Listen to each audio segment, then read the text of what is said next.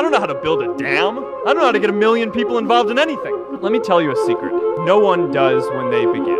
Ideas don't come out fully formed. They only become clear as you work on them. You just have to get started. If I had to know everything about connecting people before I got started, I never would have built Facebook. The idea of a single eureka moment is a dangerous lie. It makes us feel inadequate because we feel like we haven't had ours yet, and it prevents people with seeds of good ideas from ever getting started in the first place. But that can't stop us from getting started. So what are we waiting for? The team you build is the company you build, and I really think that's true. Building a great team, I think other than picking the right market and building a great product, is the most important thing you do. All founders go through a transition, all successful founders, where you switch from building a product to building a company, and building a company really is about the team. I started taking classes at UC Berkeley. I took several classes, but the only one I can remember was a sailing class taught at Berkeley Marina. When my class was over, I wanted to buy a sailboat. My wife said this was the single stupidest idea she had ever heard in her entire life. She accused me of being irresponsible, and she told me I lacked ambition. She kicked me out, and then she divorced me. My family was still mad at me for not going to medical school, and now my wife was divorcing me because I lacked ambition. It looked like a reoccurrence of the same old problem. Once again, I was unable to live up to the expectations of others. I was not disappointed in myself for failing to be the person they thought I should be. Their dreams and my dreams were different. I would never confuse the two of them again. I bought the sailboat and lived on board, just me and my cat in Berkeley Marina. I searched and I searched, but I just could not find a software engineering job that I loved as much as I loved sailing. So I tried to create one. That way I could completely control my work environment. My goal was to create the perfect job for me, a job I truly loved. I never expected the company to grow beyond 50 people. So maybe I really did lack ambition or vision back then. I don't know. It was a long time ago, and I was very young.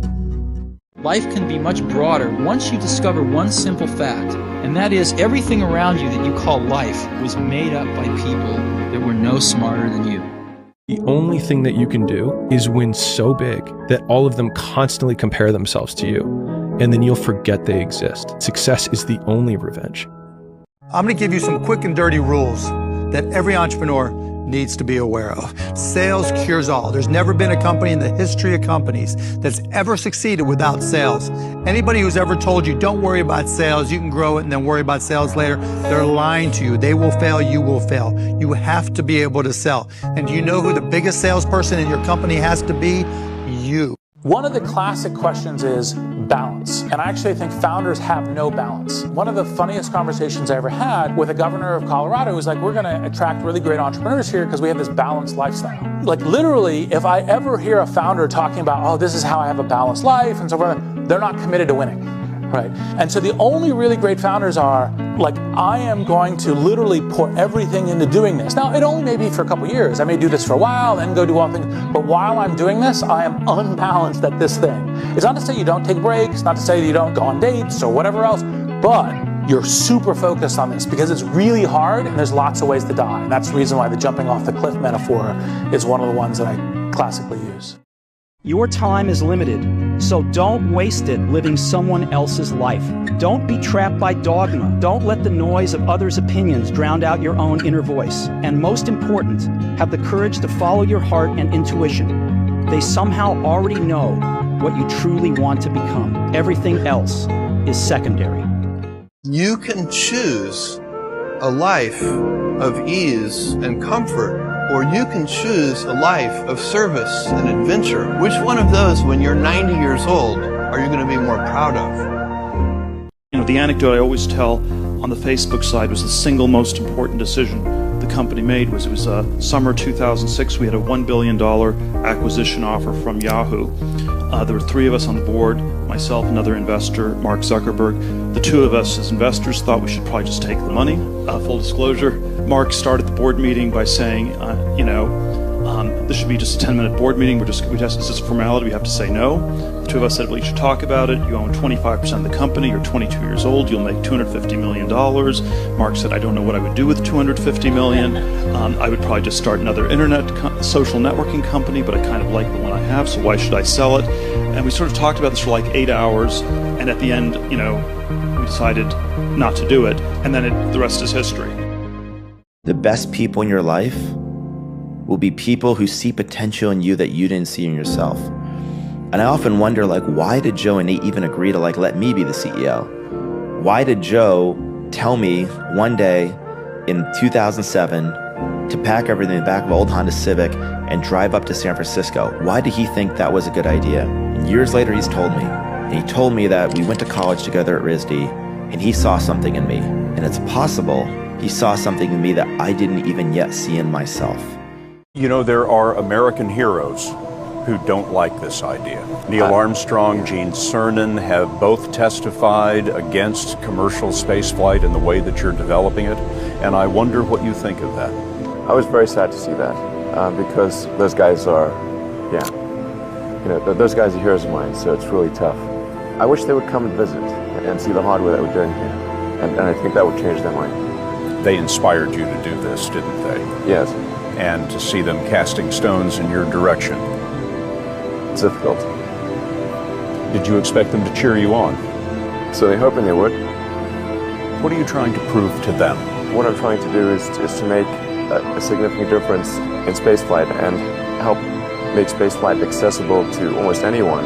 And I would hope for as much support in that direction as we can receive. Zuckerberg once said when he spoke at YC that he'd only hire people that he'd report to if the roles were reversed. And if you're hiring people that are that good, which you should be doing, they have as many opportunities as you do. So if you're thinking about, what am I going to do after this company, or am I in the best role I could be in, they're thinking about the same thing. And so if you don't make the role good enough that you yourself would stay in it, then you have a hard time retaining your best people for a long period of time. If you work really hard at the beginning of your career, and you get a little bit better at what you do every day, every week, every year, and you learn more and you meet more people and you just get more done, there's a compound effect. And it's far better to put that time in at the beginning of your career than at the end, because if you do it at the beginning, you get to benefit from it, for the rest of the time you work.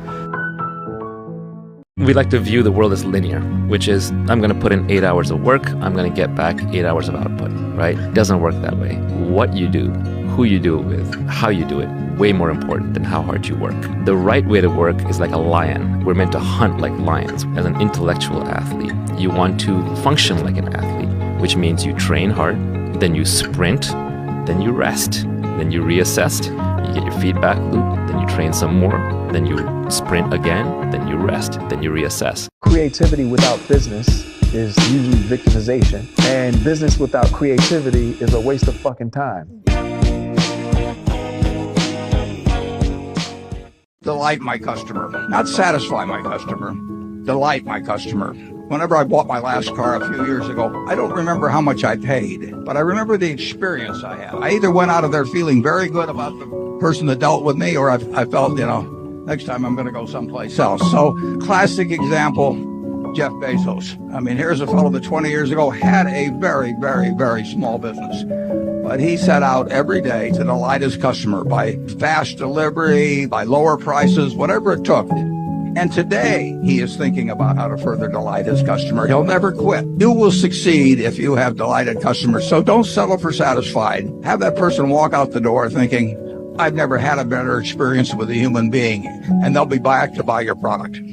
You don't have to be the best, but you have to be dangerous.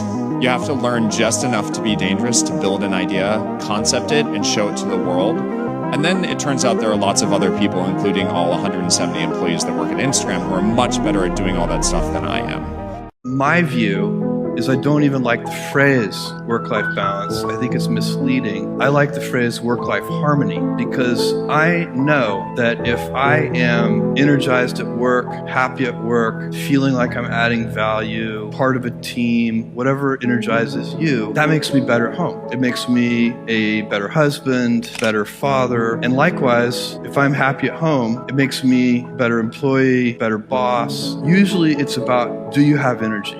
And is your work depriving you of energy, or is your work generating energy for you? It's a wheel, it's a cycle, it's a flywheel, it's a circle, it's not a balance. Because a balance, that's why that metaphor is so dangerous, because it implies there's a strict trade-off. The hardest thing about starting a company is the level and the frequency of bad stuff that happens to you. And most people that are good in really other ways eventually just get killed. The company gets killed by stuff going wrong. And so much about being a successful entrepreneur is just not giving up. When we have funded people who have a great idea, perfect background on paper, and a great product and still failed, it has usually been that they're insufficiently determined. I mean, my mind is a storm, and I don't think most people would want to be me. They may think they would want to be me, but they don't know. They don't understand. How are you doing? I mean, overall okay. In the grand scheme of things, I can't complain. Do you get lonely? Sometimes, but my kids and friends keep me company.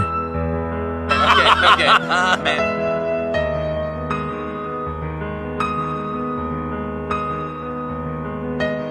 For everyone trying to raise money, I want you to know that Airbnb was trying to raise $150,000 at a $1.5 million, I think, post-money valuation. And here's one of many rejection letters. Hi, Brian. Apologies for the delayed response. We've had a chance to discuss internally and unfortunately don't think that it's right for fill-in-the-blank investment firm from an investment perspective. The potential market opportunity did not seem large enough for a required model. I want you to just put in this perspective. Airbnb handles nearly as much money as the entire GDP of the country of Croatia today. One in about every $1,500 spent in the world, about $1 spent on Airbnb. That's a pretty large market. And our business is pretty much the same idea as the idea that we proposed that person who said our market opportunity wasn't large enough. The people and the person that invented refrigeration made some money, but most of the money was made by Coca-Cola, who used refrigeration to build an empire. And I view these large language models as refrigeration. Will there be some money made in it? I think so. But the Coca-Cola has yet to be built. And those are the companies that are really going to monetize it. And in order to monetize it well, here's a basic thing about machine learning that's worth knowing, which is if you take 1,000 of the same inputs and give it to Facebook and Microsoft and Google and Amazon, they'll all come up with the same machine learning model. But if you have one extra thing, one little ingredient that all of those other companies don't have, your output can be markedly different. It's like giving two great chefs 3 ingredients, but you give the third chef 1 extra one. That person has the ability to do something very special. Basically what I did was somehow found these other 4 lunatics. 3 of us were college dropouts, 1 was a high school dropout, and 1, I don't know, he just quit his job. We were all super small YouTubers, and we basically talked every day for 1,000 days in a row and did nothing but just hyper study, what makes a good video, what makes a good thumbnail, what's good pacing, how to go viral. And we'd just call it daily masterminds. We'd do things like take 1,000 thumbnails and see if there's a correlation to the brightness of the thumbnail to how many views you got.